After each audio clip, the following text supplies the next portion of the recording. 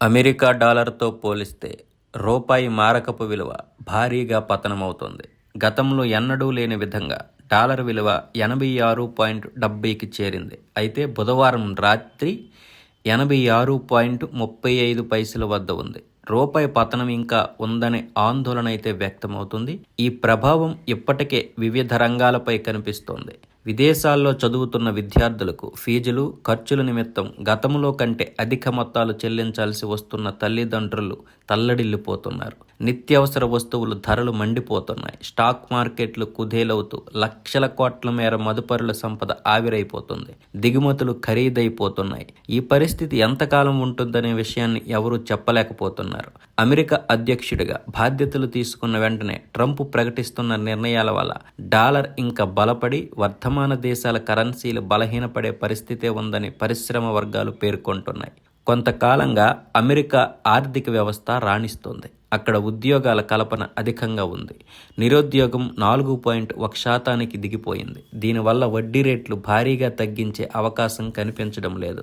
ఈ ఏడాదిలో 25 బేసిస్ పాయింట్లు అంటే 0.25% కంటే మించి వడ్డీ రేట్లు తగ్గకపోవచ్చనే అభిప్రాయాన్ని కూడా నిపుణులు వ్యక్తం చేస్తున్నారు. అమెరికాలో 10 ఏళ్ల కాల వ్యవధి కల బాండ్లపై ప్రస్తుతం వడ్డీ రేటు 4.79% ఉంది. ఇది ఎంతో అధికం కూడా. ఇంత ప్రతిఫలం లభిస్తున్న అమెరికా డాలర్ బాండ్లలో పెట్టుబడి పెట్టడానికి ప్రపంచవ్యాప్తంగా మదుపరులు ఆసక్తి చూపిస్తున్నారు.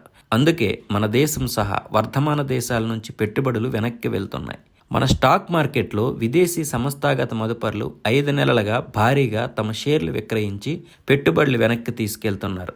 ఈ నెలలో ఇప్పటికే 48,000 కోట్ల రూపాయలకు పైగా వారు వెనక్కి పట్టుకుపోయారు.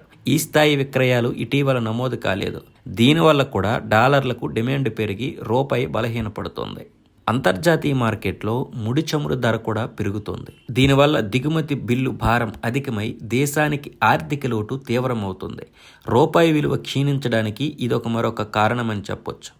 మన దేశంలో ఆర్థిక పరిస్థితులు అనుకూలంగా ఉన్నాయి. జూలై, సెప్టెంబర్ త్రైమాసికంలో జీడిపి వృద్ధి అంచనాల కంటే బాగా తక్కువగా నమోదైంది. మరోపక్క ద్రవ్యోల్బణం పెరగడంతో కార్పొరేట్ సంస్థల ఆదాయాలు, లాభాలు తగ్గుతున్నాయి.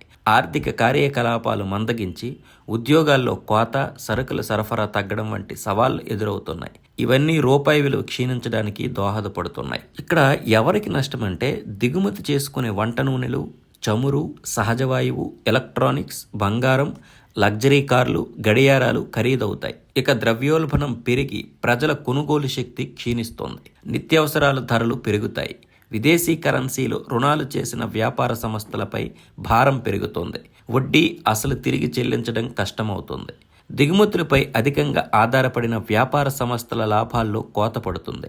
వ్యయాలు పెరుగుతాయి. స్టాక్ మార్కెట్లు తీవ్ర ఒడిదుడుకులకు లోనై మదుపరులు భారీ నష్టాలు మూటగట్టుకుంటారు. విదేశీ ఉన్నత విద్య కోసం తమ పిల్లల్ని పంపిన తల్లిదండ్రులపై భారం పెరుగుతోంది. యూనివర్సిటీ ఫీజులు, పిల్లల దైనందిన ఖర్చుల కోసం ఎక్కువ సొమ్ము పంపించాల్సి వస్తుంది. అయితే ఎవరికి లాభం అంటే మన దేశం నుంచి వస్తువులు, సేవలు ఎగుమతి చేసేవారికి మాత్రం లాభం కలుగుతుంది. మన దేశం నుంచి ఐటీ సేవల ఎగుమతులు ఎంతో అధికం. మందులు, వజ్రాభరణాలు, దుస్తులు, ఇంజనీరింగ్ విడిభాగాలు, ఉత్పత్తులు ఎక్కువగా ఎగుమతవుతుంటాయి. ఈ రంగాల కంపెనీలు మాత్రం అధిక ఆదాయాలు, లాభాలు నమోదు చేసే వీలుంది.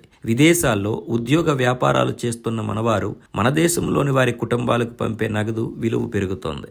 ప్రస్తుతానికైతే అమెరికా డాలర్ విలువ 85 రూపాయల నుంచి 87 రూపాయల మధ్య ఉంటుందని, ఈ సంవత్సరాంతానికి 90 రూపాయల వరకు చేరిన ఆశ్చర్యం లేదని నిపుణులు పేర్కొంటున్నారు. రూపాయి పతనాన్ని అడ్డుకోవడానికి కేంద్ర ప్రభుత్వం, రిజర్వ్ బ్యాంక్ ఆఫ్ ఇండియా కట్టుదిట్టమైన చర్యలు తీసుకోవడమే దీనికి పరిష్కారమని నిపుణులైతే సూచిస్తున్నారు.